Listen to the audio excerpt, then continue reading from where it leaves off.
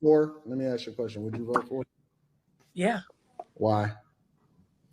I'm going to just be real honest with this. She's a Black woman.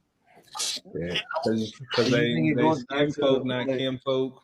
I think it goes back to what somebody was saying, where it's not voting for someone, but majority will vote for somebody else just Hold on. Let me mind this out. I think majority. Is it only because she a Black woman? Yeah.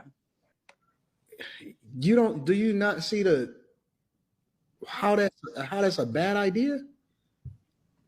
Elaborate. Okay, so we're in 3 proxy wars with some of the most powerful leaders in the world. She failed at the border, in which we have an estimation of 15 to 20 million people illegally into this country.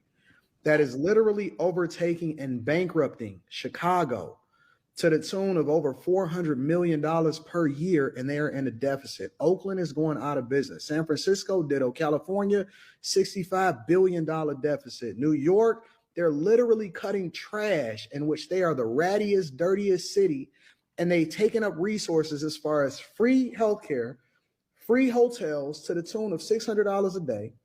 They're literally taking over your schools. Your taxpayer dollars are going to fund the migrant crisis. She was supposed to be in charge of this. We have a failing economy. Every single day I see people getting on the internet talking about $30 an hour is the new minimum wage because inflation is fucking out of control. At one point, it was at almost 10%, depending on what city that you in.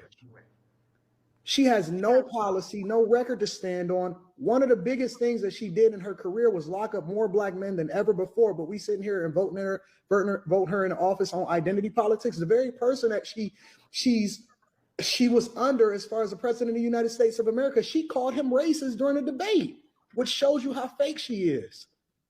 And the only thing that we can stand on from a policy perspective is whether or not she's Black and she's a woman. We did that during the Obama administration, and he didn't do anything for Black people. As a matter of fact, y'all complain because the only person that he did, or the only group of people that he really stood for, is the alphabet community, and that's his landmark thing that he's still standing on today. So the only thing that we have to stand on is identity politics. That shit didn't work with Tiffany Henyard in Dayton, Illinois. It didn't work with Karen Bass. It didn't work with Lori Lightfoot in Chicago. It didn't work with Brandon Johnson that then took over her position in Chicago. It didn't work with Andre Dickens in Atlanta. It didn't work with Eric Adams in New York. It doesn't work across the country. Every single Democratic city is a hellhole. And we sitting here talking about identity politics?